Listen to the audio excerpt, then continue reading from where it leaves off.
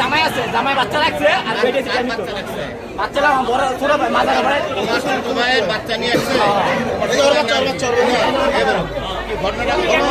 ঘটনা হলো কি যে ওনার যারা বাচ্চা নিয়েছে আমার ওইখানে ভাড়া থাকে আত্মীয় না আত্মীয় ওনার জামাই আর কি যাই নিয়ে আসছে জামাই দুজন আত্মীয় বাচ্চারা বাচ্চা বাচ্চা যায় কোনো টুলো নাই বাচ্চার মার বাচ্চা ঘুমাইতেছে ওই টাইমে ওইখান থেকে মানে বাচ্চাটা কোনো নিচে আর কি কোনো নিচে তারা যায় না বাসার মানুষ তখনই নিয়ে আসার আইসা করছে আইসা পরে মনে করেন যে ফোন দিতেছে আমার ফোন দিচ্ছে ওনারা না ফোন দরকার ছিল আমরা ফোন দিলে যোগাযোগ করলাম টাকা চাইতেছে আমার কাছে 50,000 টাকা চাইতেছে ওনার জামাই ওর বয়স দিছে বয়স আছে বয়স দিছে লাস্টে 25,000 টাকা এই যে বিকাশ নাম্বার দিছে অনুষ্ঠানটা যোগাযোগ করে ওনার সাহায্য নিয়ে ওরা থেকে আসছে টাকা দিছো টাকা দাও নাই বাচ্চা পাইছো বাচ্চা কোথায় পাইলে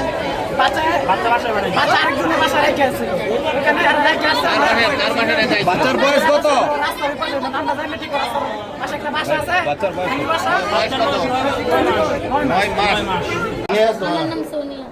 সোনিয়া, আপনার স্বামীর নাম কি? আমার বাসা থেকে বাচ্চাটা চুরি করে নিয়ে আসছে যে মহিলায়। কেন নিয়ে আসছে? নিয়ে আসছে বলতে কি বাচ্চারা ঘুমাইছিল ওইখান থেকে ঘর থেকে নিয়ে আসছে এই মহিলায়। ও তো বলছে আপনাদের কাছে 50,000 টাকা পায়। টাকাটা পয়সা লেনদেন আসছিল কিন্তু এটা শেষ করে দিয়েছে আর আগে আমরা ওনাকে চাইলে জিজ্ঞেস করতে পারেন ওনা নিয়ে আসছে টাকার জন্য আর কি নিয়ে আনে পর টাকা চাচ্ছে ফোন দিয়ে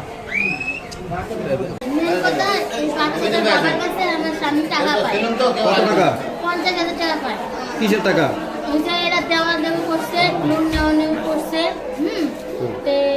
আমি হলো ঈদের দিন এগোর বাড়িতেও গেছি মানে এদের বাড়িতে গেছি আমি আর আমার হাজবেন্ড মানে শ্বশুর বাড়ি এখানে মানে যেখানে আমরা ভাড়া থাকি না ওই জায়গাটায় শ্বশুর বাড়ি হ্যাঁ বুঝছেন তো আমার স্বামী এর কাছে টাকা পায় তো আমার স্বামীরে কইছে যে মামা আমার কাছে টাকা নাই কদিন পরে এই কথা যখন কইছে তারপরে আমিও দেখলাম আমার 5,000 টাকা দিয়েছে এবার বাইক করছি এরপর আমাদের 5,000 টাকা দিয়েছে আর বলছিল ঈদের চান্দা কিছু দিবে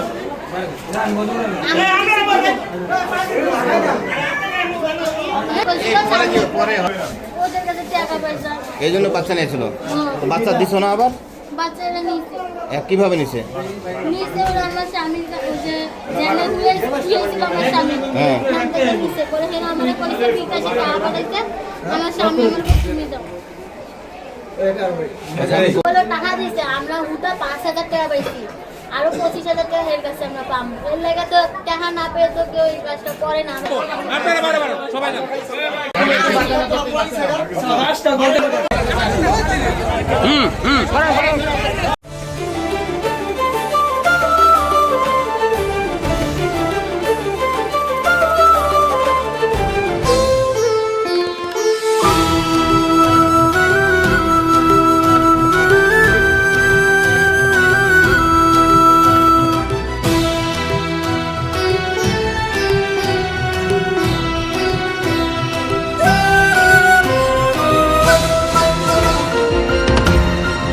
টেকনাফ থেকে তেতুলিয়া,